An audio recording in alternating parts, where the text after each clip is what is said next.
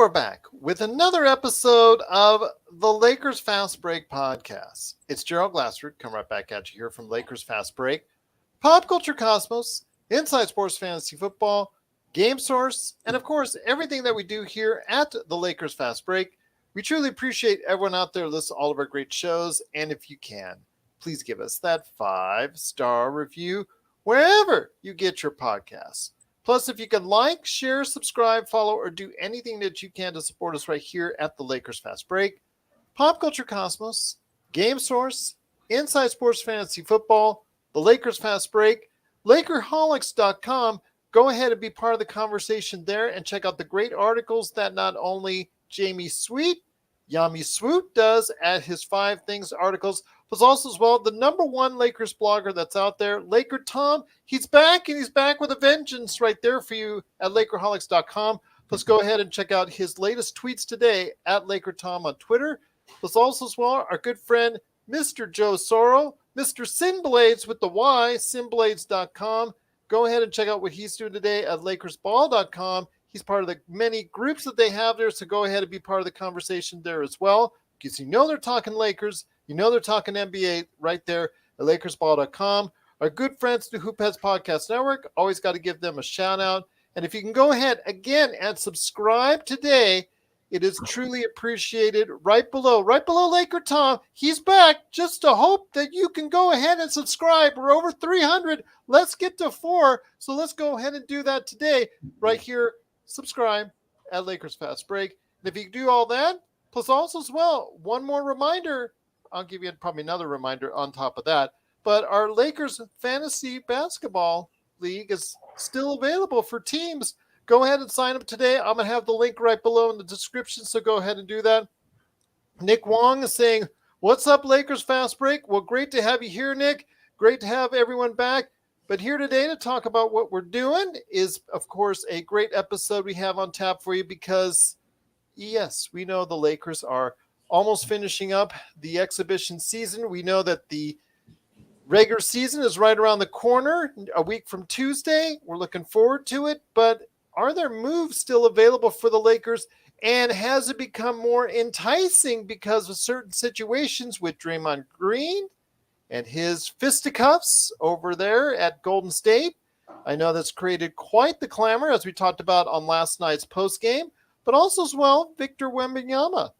His tremendous performance last week that I saw live with these two eyes twice in 2 games, Tuesday and Thursday. I've actually got the tickets to prove it, which I'm going to go ahead and try and figure out how I can put in a collective case because I think it's going to be very valuable. So I'm trying to figure it out. But I saw him. He was tremendous in person, and the attitude of a lot of these NBA GMs might have changed because of the fact that, you know what? A lot of these teams might be tanking even harder now. So does that create an even better deal for the Lakers? We're going to talk about that as well. Nick Wong says, Matt Ryan, thoughts? I know he's not related to Russ. He was playing for his very Lakers life yesterday. I will say that. And in doing so, he might have made his standing a little bit better. Obviously, we have to see what he's going to do for the rest of the 2 games. But if you want it, guys, if you want to go ahead and talk about Matt Ryan here in a bit, you're more than welcome to do that. But here today, like Blue Magic says, get well, LakerTom is a good man indeed. He is first up, first man here. He returns to us after a long absence and a most welcome return at that. A lot of people have been asking on Facebook. A lot of people have been asking on YouTube and Twitter. I know on his own Twitter at LakerTom as well. It is LakerTom. LakerTom, great to have you back. Truly appreciate you taking the time to talk to us today. First up, before we get into everything as far as the deals and Matt Ryan and all that, what are your observations of the exhibition season to date for the Lakers? I think it's been pretty positive. I think at the top of the list is that we saw LeBron James can still do it and Anthony Davis can still do it. So the premise that we so easily forget when things go wrong like they did last year is that if we have a healthy and rested LeBron and AD, we can compete with anybody. Mm-hmm. And, I think that's the first thing that jumped out at me for, looking the way that Anthony Davis has been playing, the way he's been shooting free throws, the way his jumpers looked.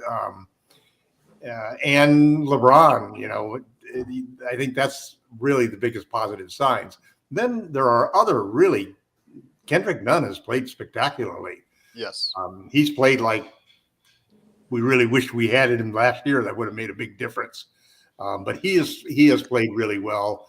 I'm actually pretty excited about Ryan if he can continue to shoot, because he's one of those guys who can hit those sidestep threes and so forth, where you really got somebody good covering you. But if a guy is really hot, he can still better offense can beat better defense. And so I thought that was a really good thing. I think Reeves is still a strong contributor. I think that Beverly is going to be.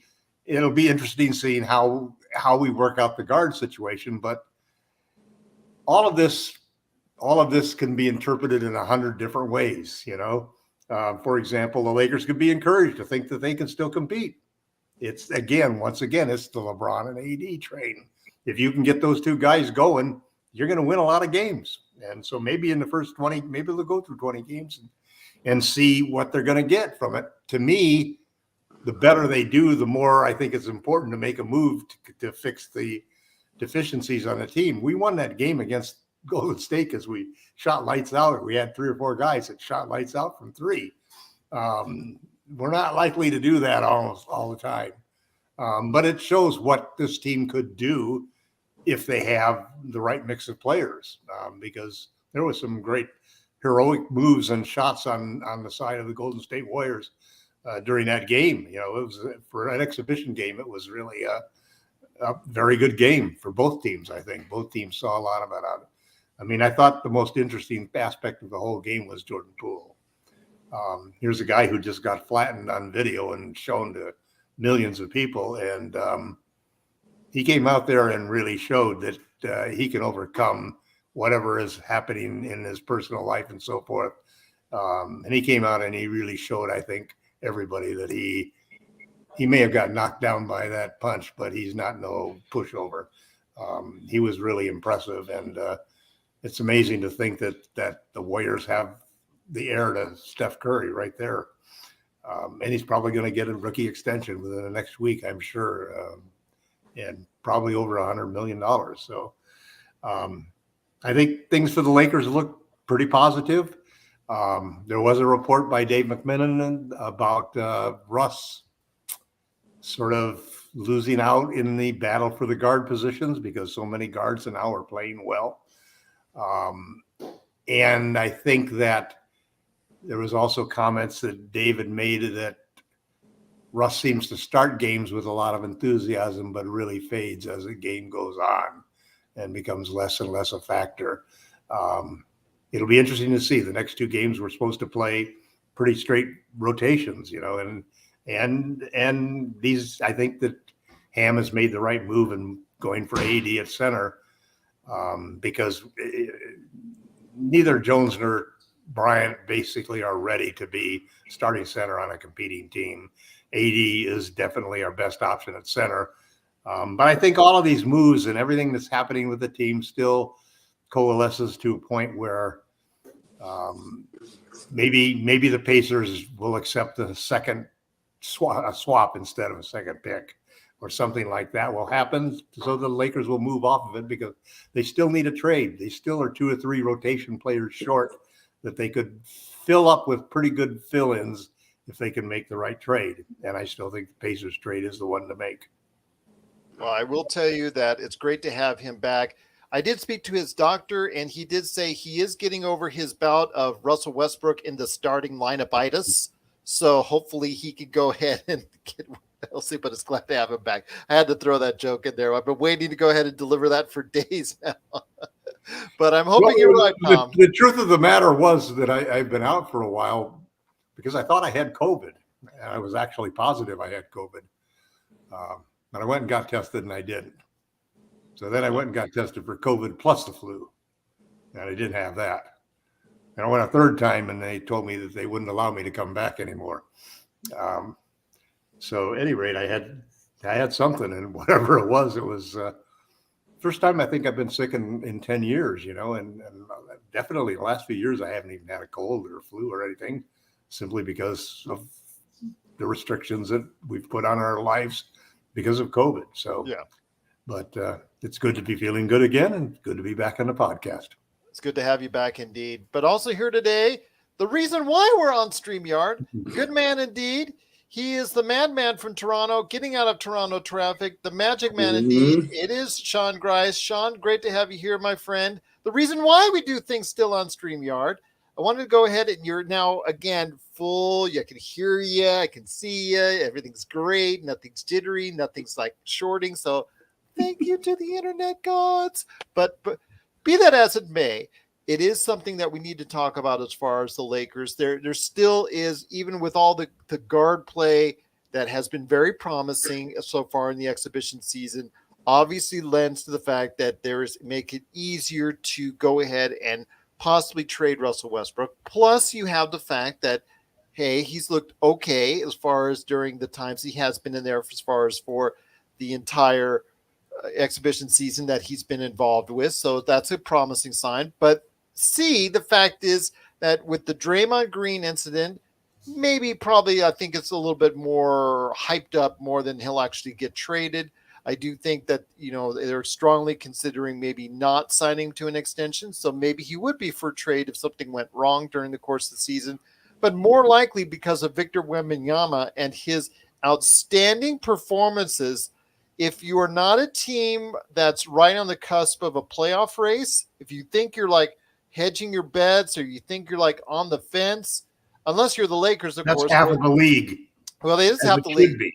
And that means half the league that's not named the Lakers, because the Lakers are stuck either which way. Like Tom said, it would have to be the Lakers get the second pick and then the Indiana Pacers get the first pick. It's really for us to get worked out. But that would mean Scoot Henderson for our team. But be that as it may, Victor Wembanyama is changing a lot of ideals as far as GM's perspectives. Again, out of the maybe less than half full arenas that I saw on both those nights, most of it was NBA or draft related personnel that was there. It was interesting to see how they're gauging it. But your thoughts on this? I think it's really changing the perspective of a lot of individuals in the league as far as how they want to approach the season. And that could be a benefit to the Lakers in a sweeter deal, maybe even getting the same kind of players you were offered before without having to attach those draft picks onto it. Absolutely, Gerald. I've been rereading a favorite book of mine. It's called The 48 Laws of Power. Mm-hmm. And one of the laws is your reputation is the cornerstone of your power. So you need to guard it with your life. And in this instance, I think that, as you said, a lot of NBA offices now, front offices, have opened themselves up to basically showing the cards that, yeah, we're probably in the Victor Wembanyama sweepstakes. And if that's the case, then whoever that team is dealing with, and for our purposes, it's going to be us, the Lakers. You're right, Gerald.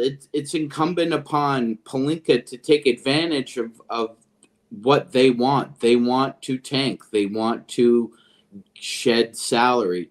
But you've got to give a little to get a little in the NBA. So if teams think that now that they can dangle, a bad contract and still be able to get those 2 picks unprotected, I think teams need to reevaluate that and whether or not you really want to play chicken with Rob Pelinka and the Lakers in this situation. If you really think that you have a chance to draft Vic, only one team is going to acquire this player through the draft. Only one. Yeah. And if certain teams want to go down this road for what could be a transformational player, and he looks every bit the part, then you need to understand that there are consequences to doing that. In 2012, the then Charlotte Bobcats decided that they were going to tank. and they were insistent on tanking, and they only had one person in mind to draft, and that was Anthony Davis. Mhm. We know what happened. They fell out of the top pick. They ended up with Michael Kidd-Gilchrist, who turned out to be an okay player, nothing special, but they gambled and they lost badly. And so if I was a team potentially dealing with the Lakers or potentially dealing with the Nuggets or the Clippers, I'd be very, very, very skeptical about just forking over reliable fixed contracts that you use for trades in the future. But as you said, the player himself is very transformational, and it might be worth the risk. It might be. Well, it might be indeed, but I do think as well that, when you have someone as it's a transformational, generational talent like Victor Wembanyama, it's going to go ahead and change the minds of a lot of individuals that were maybe thinking, okay, we're going to have a promising year, maybe get close to the plan.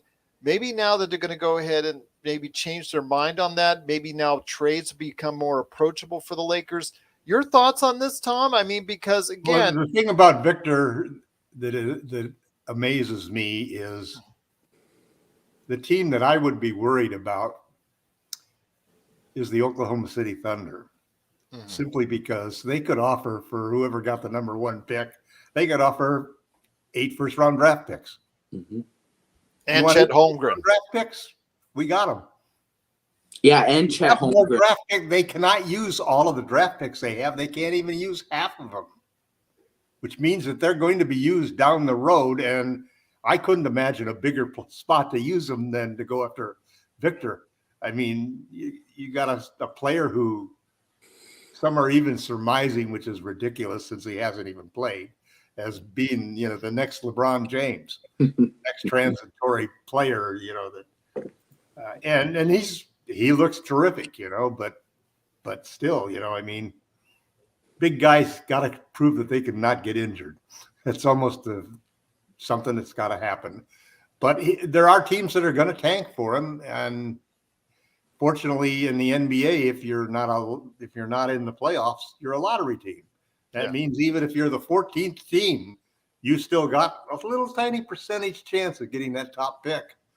So a lot of teams will be interested in increasing the number of ping pong balls that they're going with their number on it when we come down to the draft order and so forth. Here's what my big concern with the Lakers is.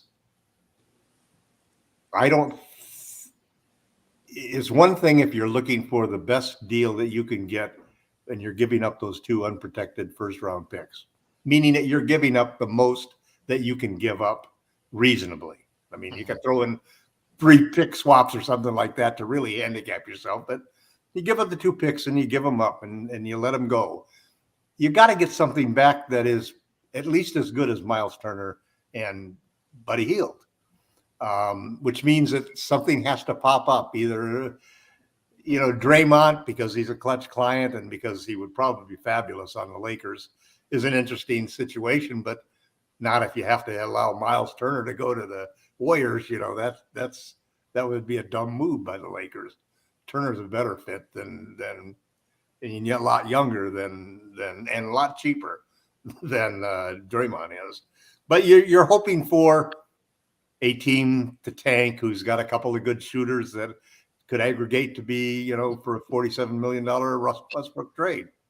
And you're hoping, and what the Lakers are really hoping for is to be able to get by with that with just 1 draft pick. That they can keep a pick so that they can go into the season at the mid-season mark and have a pick to really be able to deal with still. That following summer, they would have then 2 picks because we would have our right to the 24 pick. So you worry about the Lakers got so close with Buddy Hield and then decided to go with Russ. Then they got so close again. I mean, at the 1 yard line with Buddy Hield and Miles Turner. And then we lost that. Now, maybe maybe Rob Pelinka will prove me to be a fool and has been tough negotiating all the way along, and we'll end up getting Turner and Heel for a pick and a swap. That would be the greatest possible thing that would happen, and I would celebrate and say, way to give him that extension, Jeannie. Great job. I just worry about the fact that when you came down to making a decision, which you'd actually postponed a press conference for, that instead of taking charge and making the decision when there was a variety of opinions, you instead expanded the range of people that you're going to include in the decision-making process to include the Buss brothers, who I would suspect basically value draft picks a lot more than LeBron James does. Well, Jesse Buss was there with me in him. And are going to be there in 27 and 29. Yeah. Even if LeBron is not. Yeah. Yes, and not. That's an excellent point, Tom. I brought that up yesterday in the chat. It's that the future of the Lakers is Jesse and Joey. They're the future. They're going to be running the franchise. Did they screw up the Turner deal, or was it Jeannie or somebody else? That's a really good question. I mean, you know, if we had to speculate, it's too many cooks in the kitchen, man. Yeah, no, absolutely. You know, if I had to speculate on that, I would say that if they were involved in the decision making, I agree with you. I think they would basically poo-poo that move just based on the fact that the problem with that deal is that Miles Turner is on an expiring contract. That's the one thing I don't like about it. An agreement to sign with him, because you cannot send draft picks away for expiring contracts. Right. Yeah. If you're going to send away those, right. I mean, if you're going to send away those unprotected picks, you have to get somebody with term. Yeah, get somebody that you're going to keep. You don't spend unprotected picks unless you want keepers. Absolutely, yeah. So it's like Gerald was saying, though. I mean, when you think of some teams on the margins right now, the Bulls, the Bulls to suck.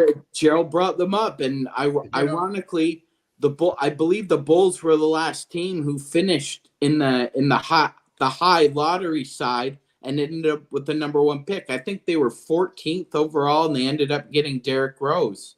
So a team like that could potentially, if within the first 20 or 25 games, it wouldn't surprise me, like Gerald said, if they decided to pull the parachute and just say. I think it's inevitable, because everybody understands that, and of course, attendance really does change this, because some arenas, when they're empty, you've got to do anything you can to get fans in there. Russell Westbrook, perfect example, folks. But basically, you want to be able to. Everybody knows that if you get caught in the middle, you're dead. You're not good enough to win, and you're not good enough to get a good draft pick. So your chances are really slim unless you happen to hit the lottery, and you got the number 2 pick or number 3 pick because you were the 13th or 14th team. You just happen to have the right ping pong ball come up. But I think that there's definitely a sensation of that. And when you got a player like that, some teams basically will probably join the sellers, That's what I'm hoping for. Yeah. The Lakers have a deal that can make them great.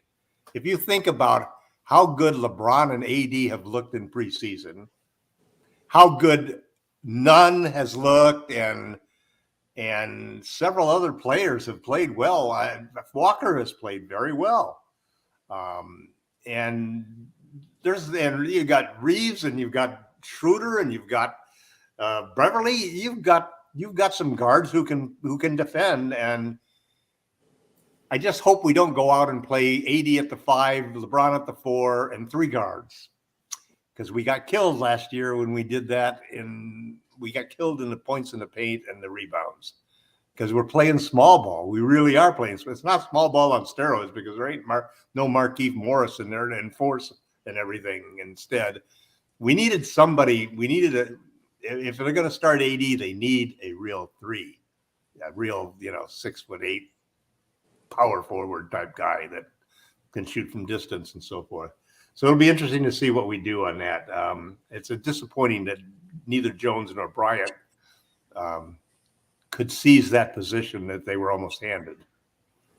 Well, but it's also a credit to that AD played spectacularly too. I think the issue with playing either one of those players with Anthony is that both of them are vertically deficient. That neither one of them rebound very well, and that was a concern last year when even with AD out, we gave up second and third possessions. Yeah, they're gathering. They gather, all the time. Bryant got several shots blocked because he couldn't even get off the ground because he was, he has to gather, and same thing with Jones. But those are also reasons why it makes sense for us to possibly finish the trade with the Pacers. It makes sense for them too. I mean, they've got a weird situation. They've got some good players on the team. I mean, they've created a team that can't win and can't lose. I'm still hoping for Atlanta. That's my thing. I'm still hoping Atlanta will actually disappoint, even though they got DeJounte Murray, because if they tank and they're looking to sell, I would love a package. I've already mentioned it on this show. Now, hear me out again. This is probably the best package, better than anything I've heard so far, including the Indiana one. Be Capella, John Collins, and Bogdanovich for Schroeder and Beverly, and also as well Russell Westbrook.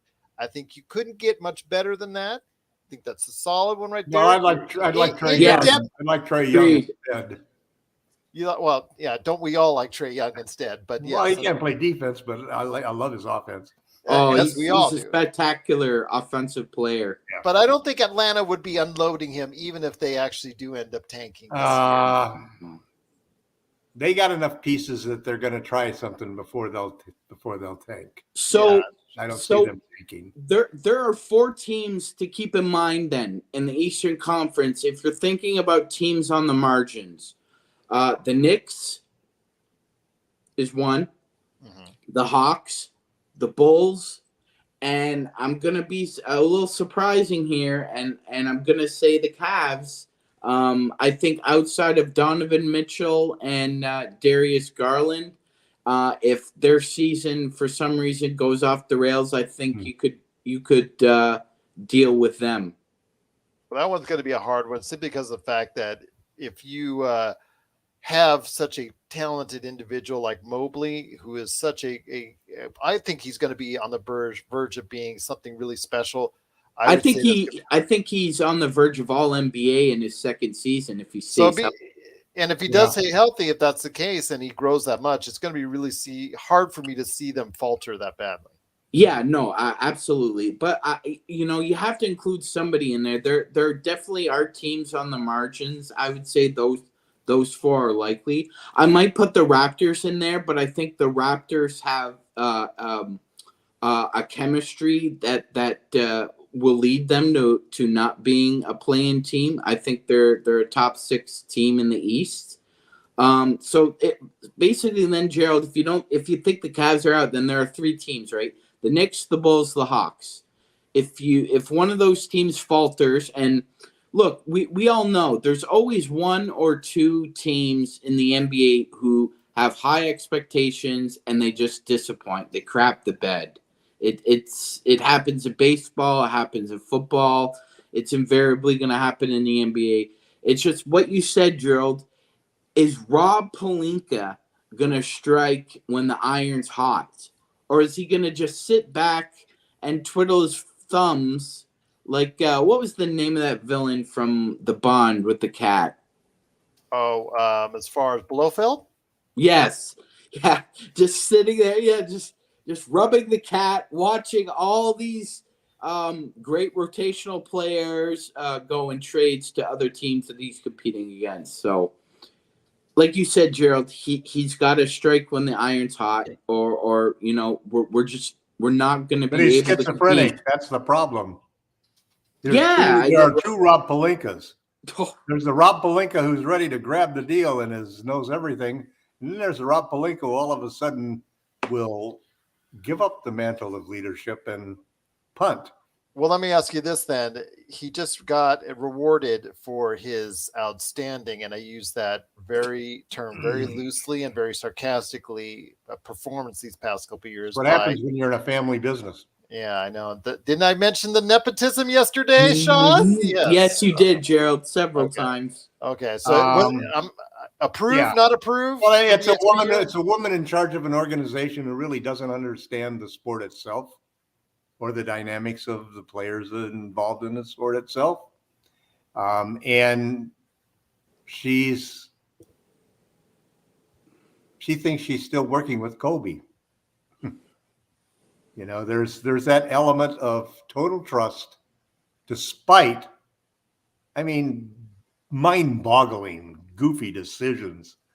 Drummond, DeAndre Jordan, if there's anything that really drives fans crazy, especially smart fans, it's when their organizations do totally stupid things, like not bringing Caruso back. You line those little things up there, and little things count in every business. Detail counts. Detail is how you get quality. Detail is how you get quality on the floor, on the court, when you're playing the game. Paying attention to those details, where everybody's supposed to be on every play, so that you understand the dynamics of what space you're creating and all of those things. They all blow together so that you have to accomplish those little things. And that's one of the hardest things to do in today's game, because, you get six preseason games. You can't even play. Nobody wants to play all their players because you don't want anybody to get hurt, for God's sakes. As we saw here in Las Vegas when they played. Yeah. And it's like I had several times when watching the games the last few days, and the last game was not bad, mind you, but maybe they shouldn't even have any exhibition games. They really are terrible, especially late in the game. Yeah. Well, in his 5 years as GM, here's his record: lottery, missed playoffs, championship, first round exit, lottery. I for the life of me, if that looks like a trend, doesn't it? Yeah, it does. And to me, if that was anybody else, are we due for a championship next one? Which way do you interpret that, though, Sean? You know what, Tom? You got me on the spot here. I didn't really think about it. But when you think about that, it's 1, 2, 3. Wait, no, he won it in the second year, right? First year. No. The first year. Remember, the first year he came in with Magic. Right. Okay. So they had a lottery. Then they had missed playoffs because LeBron got hurt, and then they had championship. And then first round exit, and then another lottery appearance. And now we're due for a championship. We'll see about that. But I think my bigger point was that John just proved for everybody mathematically from the patterns of the last. Don't give these people false hope. Do not give these people false hope. Do not give these people false hope. And I interpret that to mean that a Miles Turner trade is going to happen before. I hope it does. I hope something happens, because I was just going to say, if that was anybody else's name other than Rob Pelinka, if it was Sean Grice, if it was Gerald Glassford, we'd be fired. Jeannie would fire us over that 5-year job record. Performance. Yeah, history. We wouldn't be able to survive that. I mean, but he gets an extension. Yeah, and like Gerald said, it's one of the most confounding moves that the organization has made, and that's saying something. I understand it's probably to align with Darvin Ham, but are you really going to, if he continues down that pattern of decision making, which you've seen is very shaky and suspect as best, especially in the past 2 seasons, are you going to continue with that? That's the problem. It's the one thing you can be hit and miss on other things in the organization, but when you hit and miss on the key players, that's awful hard to build if you can't you can't bet for 33 or 500 and think you're going to build a really good team. You got to be batting 80%, 90%, right? Well, Tom, it's also the small things. Such when I went into detail yesterday about Max Christie, let's say he pops later this year or next year, you're now stuck with paying him an exorbitant salary in his third year, while other guys in and around that second round draft area, and you have to give him money sooner than you would have to. Yeah, those guys, let's say those guys pop or those guys play well enough to stay in the league. They are like on $1 million salaries in their third and fourth year, while Max Christie, we're already going to have to pay a lot of money if he pops as an athlete. Now, maybe in 2 years he'll be waived or he'll be just let go and move on and see you. But then it's a wasted second round draft pick because you actually spent money to Orlando to get that draft pick in the first place. So it's either where you're spending much more money than you needed to, or you go ahead and you wasted the money that you gave to Orlando by getting that pick in the first place because you had lousy observations and projections on that actual player. So you don't win either which way if Max Christie either which way. So it does not look good. It's just the evaluation process. That gets you back to the problem of building a team when 50% of the players that you pick don't click. Yeah. And that's usually the ratio. Let's put that out there. Yeah, for every team. Well, I think the Lakers would be fortunate if they had that ratio. And they've actually been better. They've been one of the better drafting teams in the past decade as far as putting NBA players out there on the floor. Yeah, but there's a little advantage that they get for that because everybody wants to get a job with the Lakers. And a lot of guys who would get drafted late in the second round, they basically tell teams they're not interested in that. They'd rather be free agents so they can go, try to get wherever they can get. And so I think that the Lakers have done a good job of picking guys out that work well in that sense. What they haven't done a good job is understanding how you build a roster that has some balance, that can play big, can play small, can play fast, can play slow, can adapt to whatever you have to adapt to when you get into playoffs, because that's really the name of the game. And then you also do have to have a regular season plan. How do you get through those 82 games without blowing the wheels off of your two superstars? And not constantly having too many guards and not enough wings. There's a point where you really got to question how, we just added Schroeder. What do we need Schroeder for? There's going to be guys that aren't going to be playing, man. And listen, nothing against Dennis, but he's an emotional guy. He's not going to like sitting on the bench. Well, but he was out of the league, for a period of time last season. Yeah, I know too. But, hopefully we'll see. The one thing that I hated about Frank Vogel is his bias towards certain players, regardless of their performance, regardless of their stats, his feeling that Avery Bradley had to be on the floor, DeAndre Jordan had to be on the floor, Drummond had to be on the floor, all of these various things. When you combine those two things together, it's a freaking miracle that we won in the bubble. I mean, seriously, think about it. You got the team Pelinka put together, and the coach makes all year long. He won't make any moves, but then all of a sudden, boom! In a series of 2 or 3 games in a row, JaVale's gone, Howard's gone, and Markieff Morris is in there, and we're playing small ball on steroids and kicking the heck out of everybody. Well, here's what I think happened, Tom, and it's a theory, and let's see if you agree with some of it. So after the bubble happened, it's my personal feeling that Pelinka wanted to pull the drain on the team anyway and build it in more ways that he wanted it. So I think he convinced Jeannie that Frank Vogel is a defensive guru, and no matter who we bring in, Frank will find a way to put them in a position to to make us a very good defensive team. Now, that didn't end up being the case because it's not Frank Vogel's fault. Vogel was a good coach. There's no disputing his defensive chops. But I think what ended up happening is that Vogel had really good defenders in Indiana, and for the bubble season with us, he had really good defenders. He's not an MIT defensive guru like Eric Spoelstra is, and he obviously on the offensive end, he's not even close to Don Nelson.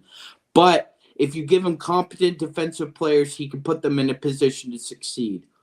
When Jeannie found out that he's no defensive guru, I think that's when she got really peeved. To me, it wasn't her spending the money for the Westbrook trade. It was the fact that Pelinka decided to make the move. We're going to be more of a finesse team rather than a defensive team, and they all have egg on their face because of it.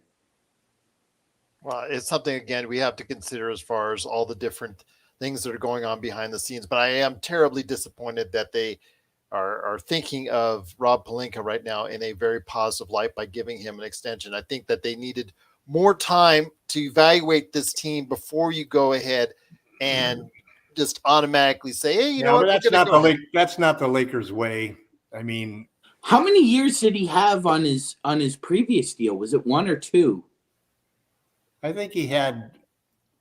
I thought it was 2024. But he got an extension. He got a 3-year extension, I think. And oh God! So he's got 4 more years of him. Listen, the Lakers. What's more important to the Lakers is stability, continuity, and making sure that the people who have the jobs know that they're not in danger of losing their jobs.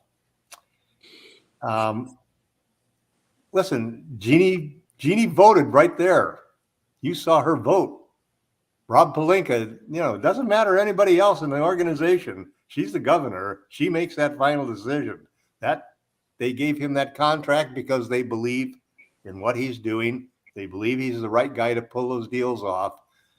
And he could be, okay? Because everybody, I mean, I don't care what guy you choose, your most revered analyst and expert payroll personnel and, an analyst, they all screw up. They all miss guys and they all have bad decisions. Pelinka's, where's the line drawn between the fact that DeAndre Jordan started all those games? Was that part of his deal? We found out it was Drummond's deal that he started. Man, that was a deal. You sign your contract, you get to start. You just don't know for sure exactly what's going on with these situations. The one thing that I do like, and I give Pelinka a lot of credit for this, is I think Darvin Ham's the right guy. I really believe in this guy. I mean, it's crazy, but I really do believe he's exactly the charismatic person who understands the modern game and is willing to make the adjustments or take on whatever challenges the Lakers want to throw at him as a rookie head coach. I have a lot of confidence that he's going to make the right decisions and so forth. And I think where that's going to translate, it'll be very interesting to see. Will he choose the right players to start and be in a rotation? Will those rotations make sense? Can we shoot good enough? Can we defend good enough to win a few of those games? Can we show that, in my mind, can we show that if you were to add a couple of really strong impact players in place of Westbrook, what kind of team would you have? And how far could you go?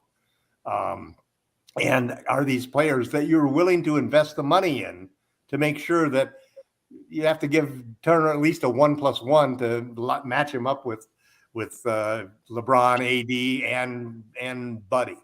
Then you got 2 years of each of them to see what those four guys can do together as a team.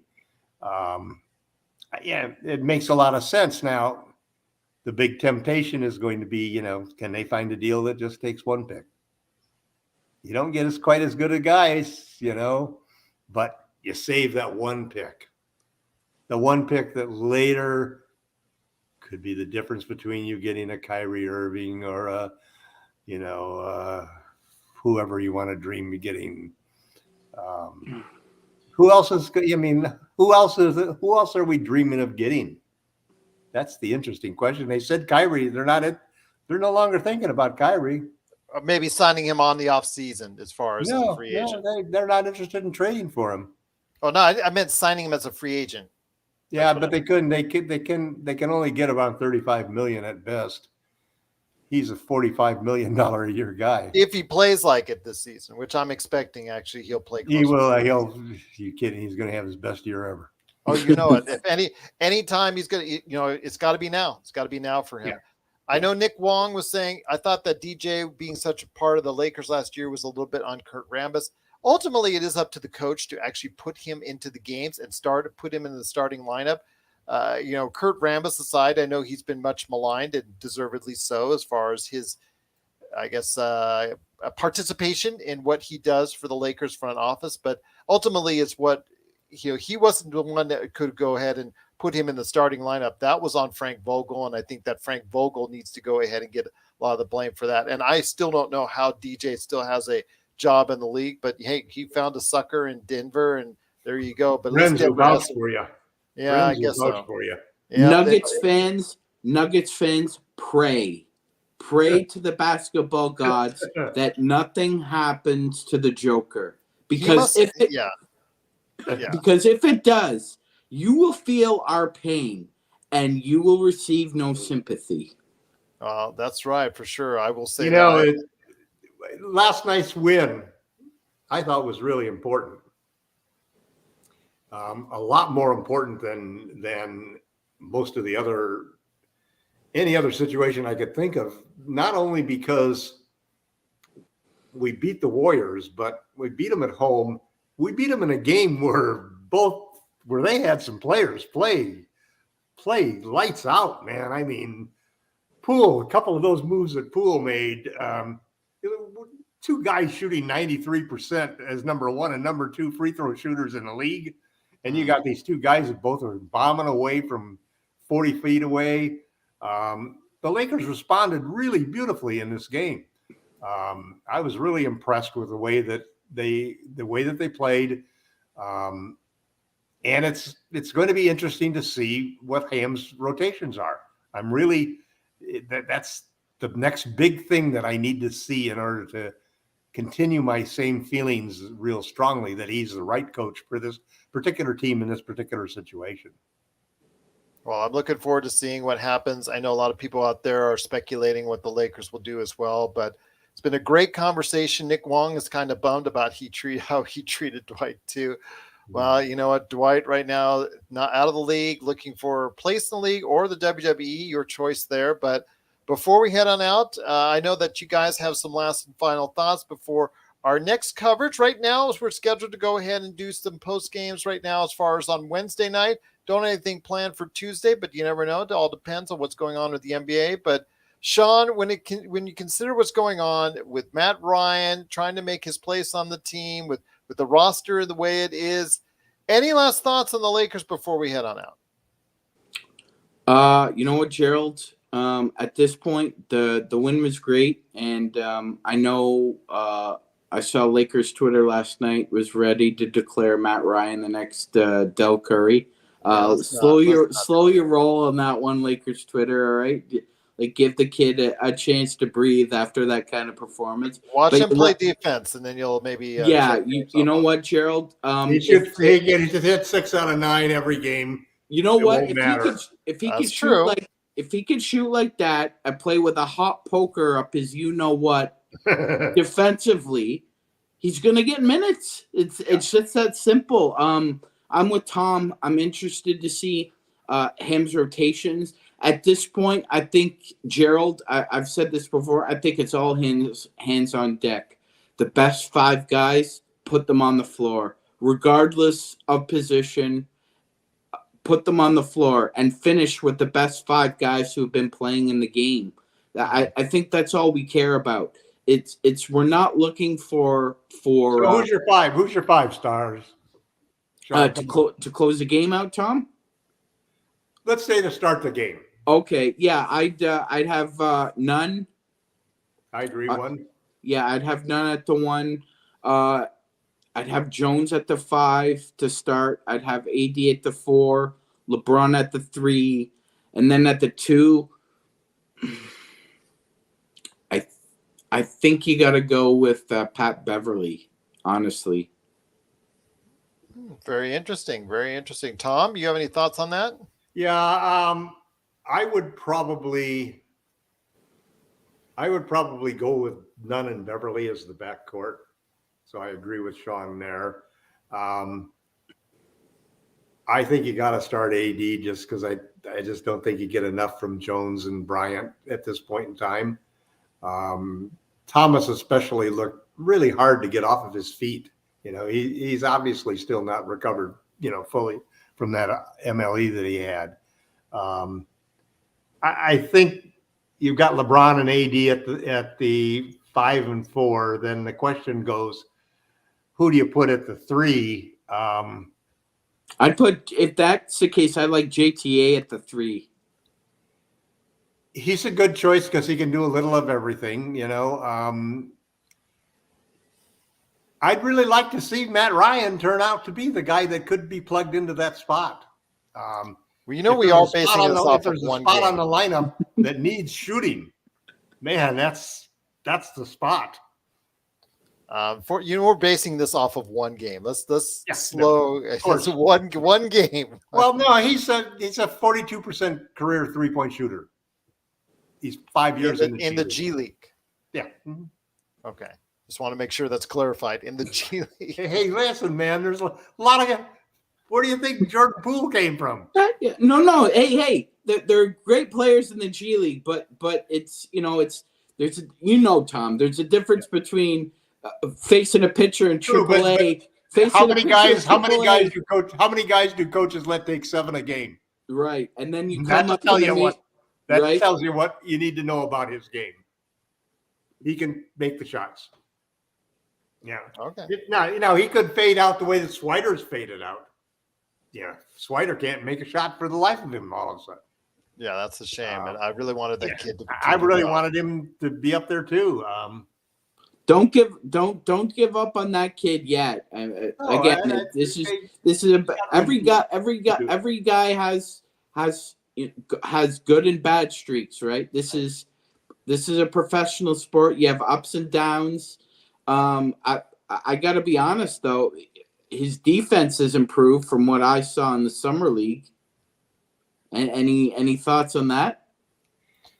Well, again, that's great, but right now with Cole Swider, he's still a long way away. He's still, you can see he really just does not have right now what it takes. Well, you look at guys who aren't going to be in that rotation. Swider's one of them. Okay, Christie's not going to be in the rotation. No. One of Bryant or Jones is not going to be in the rotation. There's only room for one of them, really. So where does that leave Jay Huff? Jay Huff won't make the team. No, he won't make the team. But where does that leave him? Because if you're not getting production from either Bryant or Jones, I would give him a two-way. I would give him a two-way. Yeah. I would not. The problem is the stuff that I read about it is that he's really a step slow on both sides, offensively and defensively. And that's really his biggest problem. That he blocks a lot of shots and so forth, but it's still he can hit threes. Yep. So that's all I'll say. But once There's again, value to that. But I still I think how good this team could be if they had Miles Turner at center and AD at the 4, LeBron at the 3. I mean, put those guys on there with Nunn and Buddy Hield. Well, I mean, I'm just going to say right now that I've put a task to the rest of the Lakers Fast Break crew, including these guys, and hopefully they will go ahead and respond by Wednesday postgame for the 15-man roster and the two-ways. Who do you think should be on the 15-man roster? In fact, I leave it out to everybody out there. If you have thoughts on your 15-man roster for the Los Angeles Lakers, please go ahead and send it to me before the end of game on Wednesday, when they go ahead and face off against the Minnesota Timberwolves. So go ahead and let me know. Add Matt Ryan's name to the 14 that are already there. He's on there. He's on there. In fact, I made out my 15 already. So I will say that he did make it. Yes, he made it on mine too. But please go ahead and send me your list. I'm sending this in. We all know what the list looks like now. Well, we send them in. Yeah, we do, because there are some Jamie and I already disagree on a couple. So yes, I think you should send that in. So please. Do you think they're going to cut people? Oh wow! Oh, they have to cut people. They have to cut. They have to cut. No, they're on just contracts just for the camp. Well, I think Wenyen Gabriel is someone that I think that the team should. Gabriel's really played well. He's played well. No, he hasn't. Not that I've seen. One drive to the basket per game there's a lot more to it than that. I know that there's been some issues as far as his shooting is concerned. That's during all the exhibition season. Plus, the kid has a lot of heart, but not a lot of talent, and I'll leave it at that. But again, I'd love to see your 15-man roster to see if on the back end another guard, huh? Is that what the plan is? Well, no, that's what Rob Pelinka seems to. Rob Pelinka has a desire to go ahead and collect every below-average guard that's out there. I want to be as small as we possibly can be. Yes, absolutely. That's his desire. Micro ball. We're going to play micro ball. Below-average guards. If you're a below-average guard out there in the NBA, you still have a chance, because Rob Pelinka. That Bev is our lockdown wing. That's crazy. That is definitely crazy. 6'1", man, plays bigger. Yeah, much bigger. That's just crazy. I can't wait to see that lineup indeed. But once again, it's the Lakers Fast Break. We truly appreciate everyone out there watching and listening. If you have any questions for us, please go ahead and just give us a holler. LakersFastBreak@yahoo.com. Also as well, Lakers Fast Break on Twitter, or you just drop your stuff in the comments right there as far as on YouTube. I do go ahead and check them after the fact. But again, we will be back on Wednesday after the game, post-game, I believe against Minnesota, if I'm not mistaken. Also as well, we're going to be talking about who should make the final roster. We do have a season preview special episode that we are going to drop a week from tonight, because there's no game on that night. We're going to go ahead and talk as for long as we can for that one. It's going to be a great NBA season preview. I've already asked the guys as a separate homework assignment to go ahead and map out their Eastern and Western Conference, number 1 through 15, trying to see if I can pull them all together to get a consensus, plus also as well their NBA Finals teams. So hopefully the guys can do that before Monday. And if you out there have a number 1 to number 15 all the way down the list, both Western and Eastern Conference, plus the NBA Finals team, I will go ahead and, the finals teams, go ahead and send it out to us. What are they going to win? There's no contest. We are only 300. We got to go ahead and get more subscribers for that, my friend. How about your New York Yankees hat? How about that? No, I'm not giving up this Yankees hat. Okay, fair enough. Yankees going all the way this year. Okay. Trust me. I think Joe Soros Dodgers might have something to say about that. But yeah. I will say, if you have thoughts on the Western Eastern Conference, please go ahead and send us your numbers 1 through 15, plus your NBA Finals teams and who will win right there for you at LakersFastBreak@yahoo.com. Remember, we're doing a fantasy basketball league too. So if you're really into fantasy basketball, there's a Lakers Fast Break League. It's in the description below.